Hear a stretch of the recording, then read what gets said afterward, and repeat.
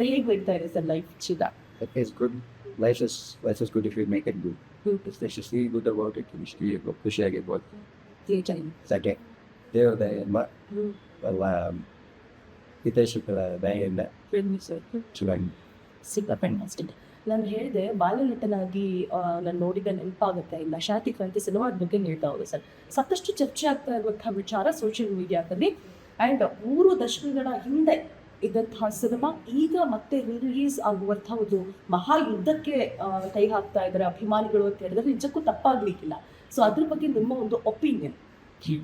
ಅಲ್ಲ ಮೀನ್ಸ್ ಖುಷಿ ಆಗುತ್ತೆ. ಈಗ ಅಷ್ಟು ವರ್ಷದ ಹಿಂದೆ ಮಾಡಿದ ಸಿನಿಮಾ ಅದು ಈಗ ಮತ್ತೆ ಅಟ್ಲೀಸ್ಟ್ ಕರೆನ್ಸಿಲಿದೆ, ಈಗ ಟ್ರೆಂಡ್ ಆಗ್ತಾ ಇದೆ, ಅದ್ರ ಬಗ್ಗೆ ಹೆಚ್ಚು ಮಾತನಾಡ್ತಾ ಇರ್ತಾರೆ ಅನ್ನೋದೊಂದು ಖುಷಿ ಆಗುತ್ತೆ ಡೆಫಿನೆಟ್ಲಿ. ಅದರಲ್ಲಿ ನಾನು ಚಿಕ್ಕ ಪಾತ್ರ ಮಾಡಿದ್ದೆ ಅನ್ನೋದು ನನ್ಗೆ ಯಾವಾಗಲೂ ಅದೊಂದು ಖುಷಿ ಇದೆ.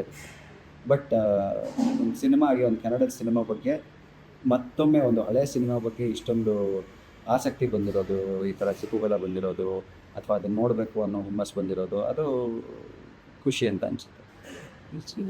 ಆಗ ಬಾಲ್ಯಟಾಗಿ ಉದ್ದಿಸ್ಕೊಂಡು ಆ್ಯಂಡ್ ಆ ಬೈಕ್ನಲ್ಲಿ ಹೋಗ್ತಾ ಇರುವಂತಹ ಸೀನ್ಗಳಾಗಿರೋದು, ಅನುಪ್ರಭಾಕರ್ ಅವ್ರನ್ನ ಹಿಂದೆ ಕುಣಿಸ್ಕೊಂಡು ಆ ಕ್ಯೂಟ್ ಆಗಿ ನಾನು ನೆನ್ನೆ ನೋಡ್ತಾ ಇದ್ದೆ ಸರ್ ಸಿನಿಮಾನ. ವಾವ್ ಅಂತ ನನಗೆ ಆ್ಯಕ್ಚುಲಿ ನಿಮ್ಗೆ ಬಂದು ನೋಡಿದ ತಕ್ಷಣ ನಂಗೆ ಅದೇ ಸೀನ್ಸ್ ನೆನಪಾಯಿತು. ಸೊ ಆ ನೆನಪುಗಳನ್ನ ಮೆಲುಕು ಹಾಕೋದಾದರೆ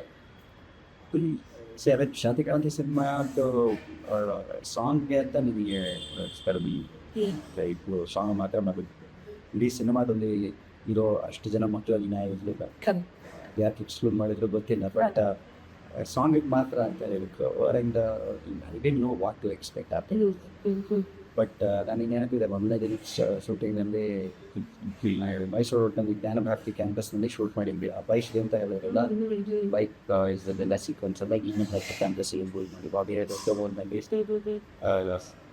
ಕ್ಯಾಮ್ರಾನ ವೆಹಿಕಲ್ ಮೌಂಟ್ ಮಾಡಿ ಈ ಬೈಕನ್ನು ಒಂದು ಟ್ರಾಲಿ ಮೇಲೆ ಮಾಡಿ ಟ್ರಾಲಿಂಗ್ಸ್ಗೆ ವೇಮ್ಸ್ ಇದ್ದಿದ್ದು ಅದು ಹಾಲಿವುಡ್ ಸ್ಟೈಲಲ್ಲಿ ಅದೆಲ್ಲ ಮಾಡಿದ್ರು. It was amazing. ಆ್ಯಂಡ್ ಅದರ ನಂತರ ಅದೇ ಸಾಂಗ್ದು ಸಣ್ಣ ಸೀಕ್ವೆನ್ಸ್ಗೋಸ್ಕರ ದೊಡ್ಡ ಸೆಟ್ ಹಾಕಿದ್ದು ಸಿಗೋದಲ್ಲಿ. ಆ ಸೆಟ್ ನೋಡಿ ನಾನು ಬೆರಗಾಗಿ ಹೋಗಿದ್ದೆ. ಅದೆಲ್ಲ ರವಿ ಸರ್ ಮಾಡುವ ಸಾಧ್ಯ. ಆ್ಯಂಡ್ ಆವಾಗ ಯೂಸ್ ಮಾಡಿದ ಕ್ಯಾಮ್ರಾ ಇರ್ಬೋದು, ಕ್ಯಾಮ್ರಾ ಟೆಕ್ನಿಕ್ಸ್ ಇರ್ಬೋದು, ಗೊತ್ತಾಗಿತ್ತು. It was fascinating. ನಾನು ಆವರೆಗೆ ತುಂಬ ಸಿನಿಮಾಗಳು ನಾನು ಚೈಲ್ಡ್ ಆರ್ಟಿಸ್ಟಾಗಿ ಮಾಡಿದ್ದೆ, ಬಟ್ ಆ ರೀತಿಯ ಟೆಕ್ನಿಕ್ಸ್ ಆಗಲಿ ಇದರೆಲ್ಲ ಎಲ್ಲೂ ಕಂಡಿರಲಿಲ್ಲ. So that was amazing. Work ಮಾಡುವಾಗ ಸಖತ್ ಖುಷಿ ಅಂತ ಅನಿಸುತ್ತೆ. ಅಫ್ಕೋರ್ಸ್ ರವಿ ಸರ್ ಜೊತೆಗೆ, ರಜನಿ ಸರ್ ಜೊತೆಗೆ, ಯುಗಾರ್ಚನಾ ಅವ್ರ ಜೊತೆಗೆ, ನನ್ನ ಫೇವ್ರೇಟ್ ಜೂಹಿ ಚಾವ್ಲಾ ಅವ್ರ ಜೊತೆಗೆ ಎಲ್ಲ ಬೇರೆ ಒಂದು ಅವಕಾಶ ಇರ್ತಲ್ಲ. It was very exciting. Juhi Chawla ನನಗೆ ಅದಾದಮೇಲೆ ಅವ್ರು ಸಿಕ್ಕಿದ್ದು ಇತ್ತೀಚೆಗೆ ಮಾತನಾಡಿಸಿದ್ರೆ. ಜೂಹಿ ಚಾವ್ಲಾ ನನಗೆ ಒಂದು ಸರ್ತಿ ಒಂದು ಸ್ನೇಹಿತರೊಬ್ಬರು ಮನೆಯಲ್ಲಿ ನಾನು ಸ್ವಲ್ಪ ಒಂದು 20-25 ವಯಸ್ಸಾಗಿತ್ತು ಆ ಟೈಮಲ್ಲಿ. ಸಿನಿಮಾಕ್ಕಿನ್ನೂ ಬಂದಿರಲಿಲ್ಲ, ಬಟ್ 20-22 ವಯಸ್ಸಾಗಿತ್ತು. ಆವಾಗ ನನ್ನ ಸ್ನೇಹಿತರೊಬ್ಬರು ಮನೆಯಲ್ಲಿ ಅವರು ಬಂದಿದ್ದರು. ಅಲ್ಲಿ ಭೇಟಿಯಾಗಿದ್ದೆ. ಆಗ ಅವರು ನನಗೆ ಬರ್ಕೊಟ್ಟಿದ್ದು ಆಟೋಗ್ರಾಫ್ ಅದು ಇದೆಲ್ಲ ಒಂದಷ್ಟು ಇತ್ತು ನನ್ನ ಹತ್ರ. ಅದನ್ನ ಇನ್ನೂ ಇಟ್ಕೊಂಡಿದ್ದೀನಿ ಅಂತ ಸ್ವಲ್ಪ. ಅವ್ರ ಅಡ್ರೆಸ್ ಇಲ್ಲ ಇದ್ದು ಎಲ್ಲ ಬರ್ಕೊಟ್ಟಿದ್ರು, ಬಾಂಬೆಗೆ ಬಂದಾಗ ನಿಂಗೆ ಬಾ ಅಂತ. She was very very fond of me. ಆವಾಗ 3-4 ದಿವಸ ಶೂಟಿಂಗಲ್ಲಿ. ಸೊ ಅದನ್ನು ನೆನೆಸಿದ್ದೆ ಅವ್ರಿಗೆ. ಚೋಟು ಅಂತ ಹೇಳಿ very very very fond memories of life. So ನೀವು ಹೇಳಿದ್ರಿ ಅಷ್ಟು ಜನ ಅಕ್ಕಲ್ಲಿ ನಾವು ಇರಲಿಲ್ಲ, ಓನ್ಲಿ ಆ ಬೈಕ್ ಸೀನ್ ಏನಿದೆ ನೀನು ಅದು ಸಾಂಗ್ನಲ್ಲಿ ಮಾತ್ರ ಹೇಳ್ತಿದ್ದಾರೆ. ಸೊ ಹೇಗೆ ಸೆಲೆಕ್ಟ್ ಆದರೆ ಅದೇ ಪರ್ಟಿಕ್ಯುಲರ್ ಅದಕ್ಕೆ ನೀವು ಬೇಕಂತ ಹೇಳ್ಬಿಟ್ಟು ಗೊತ್ತಿಲ್ಲ. ಅದಕ್ಕೆ ಅಷ್ಟು ಜನ ಮಕ್ಕಳು ಇದ್ದಿದ್ದು ಸ್ಟೋರಿ ಇದ್ದಾಗ ನಾವು ಅದರಲ್ಲಿ ಒಬ್ಬರು ಆಗಿರೋ ಚಾನ್ಸಸ್ ತುಂಬ ಜಾಸ್ತಿ ಇತ್ತು. ಅದರಲ್ಲಿ ನಾವು ಸೆಲೆಕ್ಟ್ ಆಗಿರಲಿಲ್ಲ, ಅಥವಾ ನಮಗೆ ನಮ್ಮ ಬಗ್ಗೆ ಯೋಚನೆ ಮಾಡಿರಲಿಲ್ಲ ಏನೋ. ಐ ಥಿಂಕ್ ಯಾವ ಕಾರಣಕ್ಕೆ ಅಂತ ಗೊತ್ತಿಲ್ಲ, ನಾವು ಕೇಳಕ್ಕೆ ಹೋಗಿಲ್ಲ. ಬಟ್ ಈ ಸಾಂಗ್ಗೆ ಅನ್ನೋ ಇದರಲ್ಲಿ ಮಾತ್ರ ನಮ್ಗೆ ಯೋಚನೆ ಬಂದಿದ್ದು ಗುಡ್ ಫಾರ್ ಅಸ್. ಅವಾಗಲೇ ಮಮ್ಮಿ ಕಿತ್ತ ಇದ್ದು ಚಿಕ್ಕವರಿಂದ ಏನೋ ಹೇಳೋದಿಲ್ಲ ಕಣ್ಣಲ್ಲೇ ಕದ ಹುಡುಗ. ಅದು ರವಿ ಸರ್ಗೆ ಚೆನ್ನಾಗಿ ಗೊತ್ತಾಗಿದೆ. ಓಕೆ, ಅವಾಗಲೂ ವಜ್ರ ಅಂತ ಹೇಳೋದಕ್ಕೆ ಜ್ಯುವೆಲರೇ ಆಗಿರ್ಬೋದು ಸಾಕಾಗಿರ್ತಾರೆ. ಕರೆಕ್ಟ್. ಸೊ ಈ ಕಣ್ಣಲ್ಲಿ ಏನು ಮ್ಯಾಟರ್ ಇದೆ ಅಂತ ಸರಿಗೆ ಅವಾಗಲೇ ಗೊತ್ತಾವು. ಕನಸುಗಳಿಗೆ ಗೊತ್ತಾಗಿದೆ.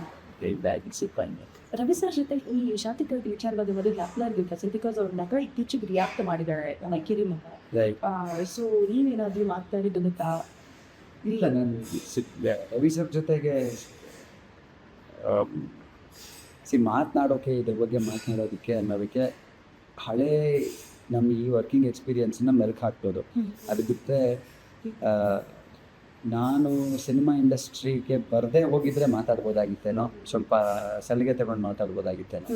ಬಟ್ ಆಗ ಅವರು ರವಿ ಸರ್ ಆಗಿದ್ದರು, ನಾನು ತುಂಬ ಚಿಕ್ಕ ಹುಡುಗ ಆಗಿದ್ದೆ, ರವಿ ಮಾಮ, ರವಿ ಅಂಕಲ್ ಅಂತ ಇರ್ತಿದ್ದು. ಆಮೇಲೆ ನಾನೇ ಸಿನಿಮಾಕ್ಕೆ ಬಂದ ಮೇಲೆ ಅಲ್ಲಿರೋ ಕಷ್ಟಗಳನ್ನು ಅನುಭವಿಸಿದ ಮೇಲೆ, ಅವರು ಪಟ್ಟಿರೋ ಕಷ್ಟಗಳನ್ನು ನೋಡಿದ ಮೇಲೆ, ಅವ್ರು ಮಾಡಿರೋ ಸಾಧನೆ ಎಲ್ಲ ಅರಿವಾದ ಮೇಲೆ ಅವ್ರದ್ದೇ ಏನೋ ರವಿ ಅಂಕಲ್, ರವಿ ಮಾಮ ಅಂತ ಹೇಳೋ ಮಾತೇ ಬರೋಲ್ಲ, ಬಾಯಿ ಬರೋಲ್ಲ. ಸೊ ಈ is Ravi sir for me ನಾವು. ಆ್ಯಂಡ್ ರವಿ ಸರ್ ಅಂತಂದರೆ ನನಗೆ ತುಂಬ ಗೌರವ, ಆಗ ಪ್ರೀತಿ ಇರ್ತಾಯಿತ್ತು. ಆ ಪ್ರೀತಿ ಯಾವ ಕ್ರಮೇಣವಾಗಿ ನಾನು ಬೊಬ್ಬ ಆದಮೇಲೆ ನಾವು ಸಿನಿಮಾ ಇಂಡಸ್ಟ್ರಿಗೆ ಬಂದವೇ ಗೌರವ ದೊಡ್ಡದಾಗೋಸಲ್ಲ. ಈಗ ಅವ್ರ ಜೊತೆಗೆ ನಾನು ತುಂಬ ಸಲಿಗೆಯನ್ನು ಪಡೋಕ್ಕಾಗಲ್ಲ. ಅವ್ರ ಸಲಿಗೆಯಿಂದ ಮಾತಾಡಿದ್ರೆ ಅದು ಸಲಿಗೆ ಆಗುತ್ತೆ ಅಷ್ಟೇ. ಈವೊಂದು ಅವ್ರ ತೊಡೆ ಮೇಲೆ ಕಿತ್ಕೊಂಡು ಬೆಳೆದಿರೋದು ಇವೆಲ್ಲ ವರ್ಕ್ ಮಾಡೋ ಟೈಮಲ್ಲಿ ನಾನು ಶಾಂತಿಕ್ರಾಂತಿ ಮಾಡಿದ್ದೀನಿ, ರಾಮಾಚಾರಿ ಮಾಡಿದ್ದೀನಿ. ಬಟ್ ಈಗ ಒಂದು ಪ್ರಬುದ್ಧತೆಗೆ ಬಂದ ಮೇಲೆ she is such a super star, is such a super senior to me. And ಎಂಥ ಸಾಧಕರು ಅನ್ನೋದ್ರ ಅರಿವಾದ ಮೇಲೆ ಅವ್ರ ಮುಂದೆ ಬಾಯಿ ಬಿಡೋದಕ್ಕೆ ಮನುಷ್ಯ ಧೈರ್ಯ ಬರೋಲ್ಲ. ಸೊ ಇದ್ರ ಬಗ್ಗೆ ಎಲ್ಲ ನಾನು ಮುಕ್ತವಾಗಿ ಮಾತಾಡೋಕ್ಕೆ ಇಷ್ಟ ಇದ್ರೂ ಮಾತಾಡೋಕ್ಕೆ ಸ್ವಲ್ಪ ಮುಜುಗರನೇ. ಅವರು ನನ್ನನ್ನು ಇಂಡಲ್ಜ್ ಮಾಡಿದ್ರೆ ನಾನು ಯಾವಾಗಲೂ ಒಂದು ಸರ್ತಿ ಮಾತಾಡ್ಸಿದ್ರು. ರವಿ ಸರ್ ಅಂದರೆ ನಂಗೆ ಸ್ವಲ್ಪ ಭಯನೇ. ಭಯ ಅಂದರೆ ಇನ್ನೇನು ಇಟ್ಸ್ ಅಪರವಾಗಿ ಹೋಗ್ತಾ ಸೂಪರ್. ಸೊ ಇದ್ರ ಬಗ್ಗೆ ಅಂತ ಮಾತನಾಡಿಲ್ಲ. ಬಟ್ ರೀಸೆಂಟ್ಲಿ ಒಂದು ಅದೊಂದು ಶೋಗೆ ಹೋಗಿದ್ದಾರೆ. ನಾನು ಮಂಜು ಎಲ್ಲ ಮಾತಾಡ್ತಾ ಇದ್ದೆ. ಅಯ್ಯ ಅವೆಲ್ಲ ಅವ್ರ ಜೊತೆ ವರ್ಕ್ ಮಾಡಿದ್ರು. he also treats us in a very kindly manner. See, our superstar very ಚಂದ. ನಾವೆಲ್ಲ ನಾವು ಚಿಕ್ಕ ಮಕ್ಕಳಿಂದ ಬೆರಡಿ ಇದ್ದೀವಿ ಅನ್ನೋ ಕಾರಣಕ್ಕೋಸ್ಕರ ತುಂಬ ಪ್ರೀತಿಯಿಂದ ಕಾಣ್ತಾರೆ. And but he also treats us with so much respect. So ಅದು ಮ್ಯೂಚುವಲ್ ರೆಸ್ಪೆಕ್ಟ್ ತುಂಬ ಖುಷಿಯಾಗುತ್ತೆ ಅದ್ರ ಜೊತೆಗೆ ಮಾತಾಡೋಷ್ಟೇ ಇಲ್ಲ. ಬಟ್ ಈ ವಿಷಯವಾಗಿ ನಾನು ಯಾವತ್ತೂ ಮಾತಾಡಿಲ್ಲ. ಈ ವಿಷಯವಾಗಿ ಬಿಕಾಸ್ ನನಗೆ ಇರೋ ಭಾವನೆಗಳು, ಅವ್ರ ಬಗ್ಗೆ ಇರೋ ಭಾವನೆಗಳು ಎಲ್ಲ ಅಪಾರವಾದ.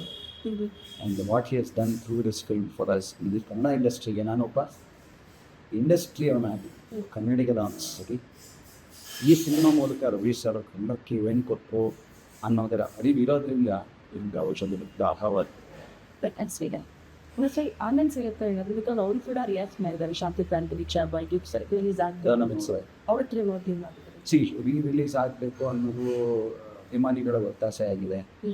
ಬಟ್ ರಿಲೀಸ್ ಆಗೋದಕ್ಕೆ ಹಲವಾರು ಕ್ರೈಟೀರಿಯನ್ ಇರುತ್ತೆ, ಅನುಕೂಲತೆಗಳಾಗಬೇಕಾಗುತ್ತೆ.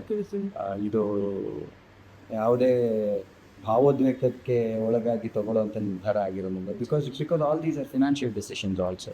ಸೊ ಅದರ ಮೇಕರ್ಸ್ ಆಗಲಿ, ರವಿ ಸರ್ ಆಗಲಿ, ಡಿಸ್ಟ್ರಿಬ್ಯೂಟರ್ಸ್ ಆಗಲಿ ಫೀಸಿಬಲ್ ಅಂತ ಅನಿಸಿದರೆ ಅದನ್ನು ಮಾಡಿದರೆ ಖಂಡಿತ ನಾನು ಹೋಗ್ಬಿಟ್ಕೊಂಡು ನೋಡ್ತೀನಿ. ಅಭಿಮಾನಿಗಳು ಅದ್ರ ಒತ್ತಾಸೆ ಪಡೋದು ಅದು ಸಹಜವೇ. Because it's such a cult film. ಲೆಕ್ಕ ತೊಗೊಂಡ್ರೆ ಈಗ ನಾವು RRR ಆಗಲಿ ಅಥವಾ ಅದಕ್ಕೆ ಮುಂಚೆ KGF ಆಗಲಿ ಅಥವಾ ಬಾಹುಬಲಿ ಆಗಲಿ ಪ್ಯಾನ್ ಇಂಡಿಯಾ ಸಿನಿಮಾಗಳು ಅಂತ ಬರೋಕ್ಕೆ 30 ವರ್ಷದ ಮುಂಚೆ ಇದು was real pan India film ಆಗಿನ. And it was not just one actor doing the pan India film, ಸೆಂಡ್ ಆ್ಯಕ್ಟರ್ ಎಲ್ಲ ಸೂಪರ್ ಸ್ಟಾರ್ಸ್, ನಾಗಾರ್ಜುನ ಅವರು, ರವಿ ಸರ್ ಅವರು, ಅಜಯ್ ಸರ್ ಎಲ್ಲ. ಸೊ ದಟ್ ವೇ ಇದು ಎಷ್ಟೊಂದು ಮೊದಲುಗಳಿಗೆ ನಾಂದಿ ಹಾಡಿದ ಸಿನಿಮಾ. ಸೊ ಆ ಇದರಲ್ಲಿ ಲೆಕ್ಕ ತೊಗೊಂಡ್ರೆ it's a phenomenal. It's once in a life time phenomenal. ಅದು ಕನ್ನಡದಲ್ಲಿ ಶುರು ಆಯಿತು ಅನ್ನೋದಕ್ಕೆ ನಮ್ಗೆ ತುಂಬ ಹೆಮ್ಮೆ. ಸೊ ಅದನ್ನು ನೋಡಬೇಕು ಅಂತ ಇಷ್ಟಪಡೋದು ಸಹಜವೇ, ಜನರೆಲ್ಲ ಇಷ್ಟಪಡೋದು ಸಹಜವೇ. ಬಟ್ ಅಗೇನ್ ಅದು ಆದರೆ ಖಂಡಿತ ಸಂತೋಷ, ನನಗೂ ಸಂತೋಷವೇ. ಬಟ್ ರಿಗಾರ್ಡ್ಲೆಸ್ ಅಲ್ಲ, ರಿಲೀಸ್ ಆಗದೆ ಇರಲಿ, ಆ ಸಿನಿಮಾ ಬಗ್ಗೆ ನನಗಿರೋ ಪ್ರೀತಿ ಆ್ಯಂಡ್ ಆ ಸಿನಿಮಾನ ತಯಾರು ಮಾಡಿದಂಥ ಈಶ್ವರೀಯ ಸಂಸ್ಥೆ ಹೇಳ್ಬೋದು, ರವಿ ಸರ್ ಅನ್ಬೋದು, ಅವ್ರ ಬಗ್ಗೆ ಇರೋ ಪ್ರೀತಿ ಗೌರವ ಅದು ಯಾವಾಗಲೂ ಹಾಗೆ ಇರುತ್ತೆ. ಅದು ರಿಲೀಸ್ ಆಗಲಿ ಅದು ಮ್ಯಾಟರ್. ಸೂಪರ್.